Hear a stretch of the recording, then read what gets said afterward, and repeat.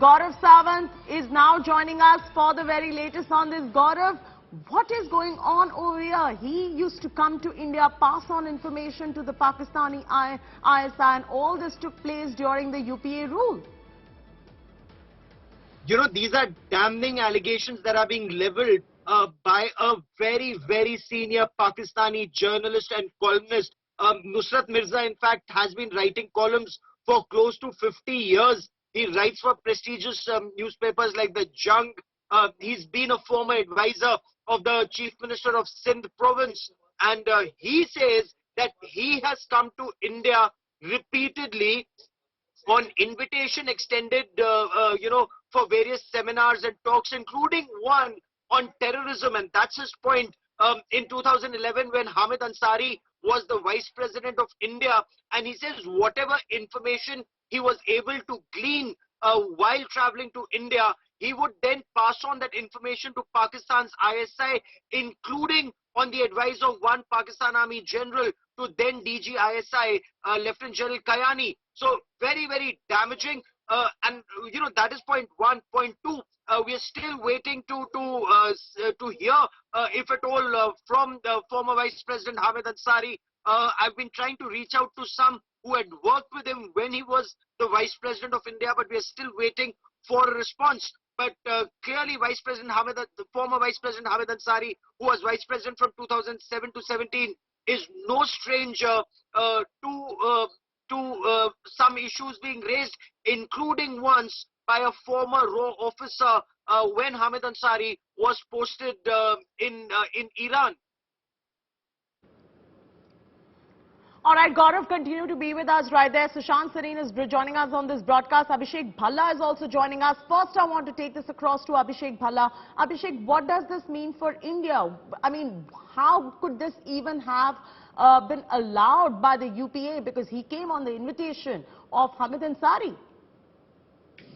Well, it clearly looks like a betrayal from Pakistan, because when you allow somebody in your country as a guest, as a journalist, you don't really expect them to go back and share information with the ISI, and also raises questions on our background checks, our intelligence agencies, because clearly if this was a plot by Pakistan, then this particular journalist shouldn't have got a visa to come to India in the first place. And it's not once he's come to India, several times. In fact, he himself has said that he was extended a lot of favors. Usually Pakistanis get a visa to visit 2 to 3 cities, but he would get visas to visit multiple cities. And in his various visits to the country, he's literally roamed around the country and gone back and shared inputs on ISI. Now, what the question remains here is, and everybody needs to know, what kind of information did he pass on to the ISI, and what really did ISI want him to share with them? All this needs to be answered, not just by our intelligence agencies, but by Pakistan as well. Absolutely. I want to get Sushant Sareen in as well. Your first up reaction to this explosive Spygate story that is breaking here on India Today. Pakistani columnist there going on to claim passing information to ISI from his visits to India. Look, my approach is quite different from everybody else's. Number one, if the ISI depends on a guy like Nusrat Mirza to get information out of India, then I think we have nothing to worry about. Nusrat Mirza is a clown. He comes on Pakistani television. Have you ever read any of his columns in Urdu? The man is a low-level conspiracy theorist, number one. Number two, in Pakistan, it's a very normal thing. You think all these other fellows who come from Pakistan, the journalists who come from Pakistan, do not get debriefed when they go back to Pakistan? I know it for a fact. Many people I know who have come to India have often told me that when they go back, the ISI gets in touch with them, not because there is some classified information they are carrying back from India. Very often, these guys basically go and give their impression. Many intelligence agencies do it, especially in the third world, to get an independent kind of a view. Although in the case of Nusrat Mirza, everybody knows what kind of an establishment tout he has always been throughout his life. But I really suggest that you listen to his conspiracy theories, which are utterly bizarre. Number three, look, when things were not as bad as they are between India and Pakistan, many people would get certain exceptions, and not for any other reason, simply because they would just get some exceptions that instead of 1 or 2 cities, they would get 4, 5, 6 cities which they could go and visit. So again, nothing exceptional in that. Number four, uh, I don't know whether Mr. Ansari directly invited him or he was associated with a particular program in which this fellow had come. I'm not aware of that, those details. But frankly speaking, I think maybe we are just flying off the handle, because Nusrat Mirza is a loudmouth. He went on to a television program and he said that he went to a program which was organized by Mr. Ansari. Mr. Ansari, as vice president, I don't think would be organizing any program. He could be associated with some. Again, we don't have the details on that. If indeed there is something very serious against Mr. Ansari, then I think the government should come out with it, or order an inquiry into it and come out with it. But on the face of it, frankly speaking, I don't see anything really amiss. And frankly, Nusrat Mirza is a bit of a joke, honestly. I want to bring in my colleague Gaurav Sawant. Gaurav, how do you respond to Mr. Sareen going on to say that the likes of Nusrat Mirza cannot be taken very seriously? Because here the question is also about the nation's security. I disagree with Sushant Sareen on the aspect that Pakistanis coming to India post 26/11, getting easy access to visas, getting to go to multiple cities. Remember, he's talking about 2011. So you've already had a 26/11 Mumbai terror attacks. You've already burnt your fingers with a David Coleman Headley, who, being a Pakistani spy with an American passport, was snooping around at very sensitive locations, including at National Defense College and several other locations in different parts of the country. Despite that, Pakistanis were getting visas and easy access to India. Why was that happening? And that's very serious. Why is it that you have top leaders and including those at constitutional authorities, were they waking up to the kind of threat? Yes, go on, Gaurav. All right, we've lost Gaurav right there. I want to bring in Abhishek Bhalla also. Abhishek, there are certain aspects on which Gaurav Sawant disagrees with Mr. Sareen. What's your take on this?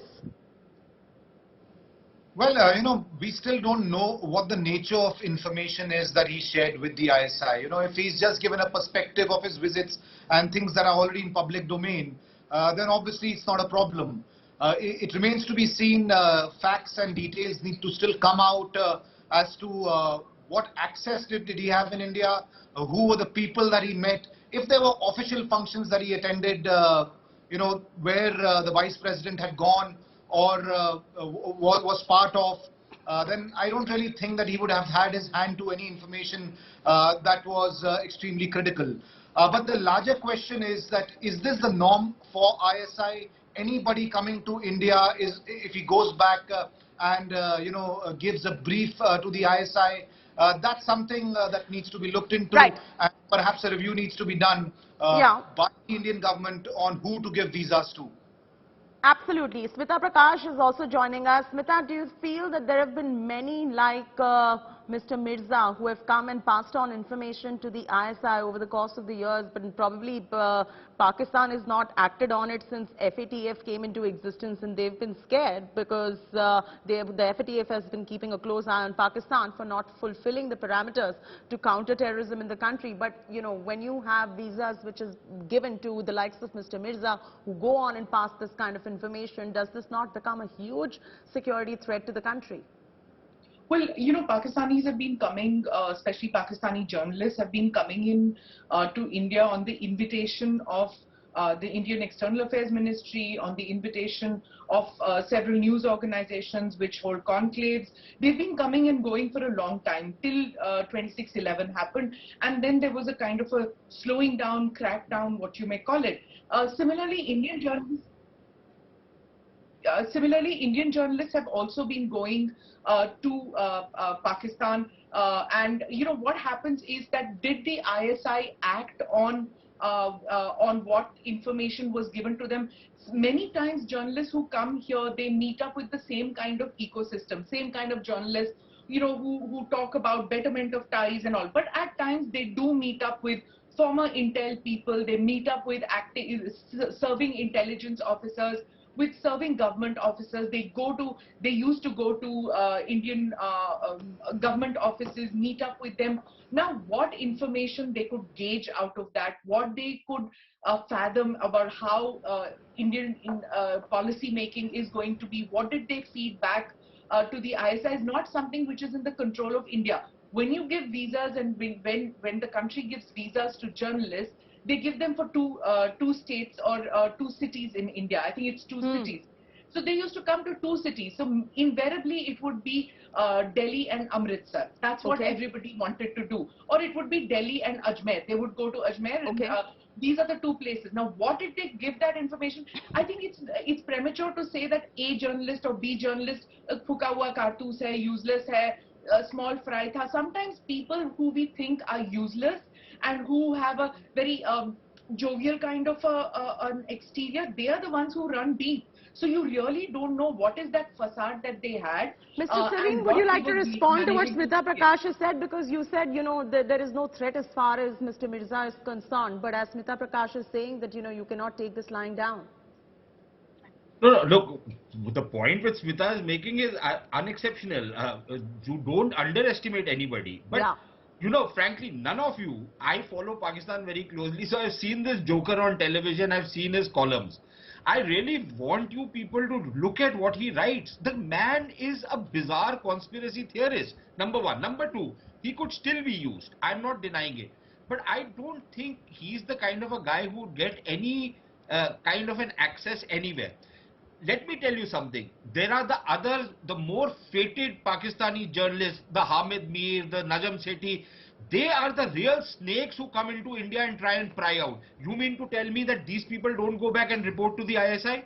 Hamid Mir has been known to be involved with jihadist organizations. He was running a newspaper which used to peddle jihadist propaganda. And what do your journalists out here do? They have elevated him to some kind of a demigod status as a great journalist in Pakistan. Even the Washington Post, that rag carries his stuff. Do you know what Hamid Mir's background is? So, I can name you another 15, 20 of these characters who used to keep coming into India, keep going back and bad-mouthing India. What are we talking about? So, I am not saying that these guys would not have gone back and reported. All of them do it. Virtually every single journalist who comes, number one, they are first questioned when they go for a visa to the Indian High Commission. Have you ever seen any Indian who goes to a Pakistani? Smita Prakash has gone a number of times to Pakistan. Has she ever been questioned by anybody in the Indian security establishment? Why did you go to the Pakistan High Commission? Every single Pakistani who goes anywhere near the Indian High Commission in Islamabad is questioned out there.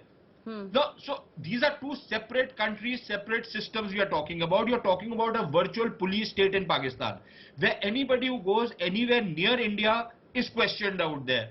So all of these. My question here is on the due diligence when he was invited as well. When Nusrat Mirza was invited you had the Congress regime at that point of time. Gaurav Sawant is also with us. Shouldn't there be some level of due diligence done on these people when they're invited here to India?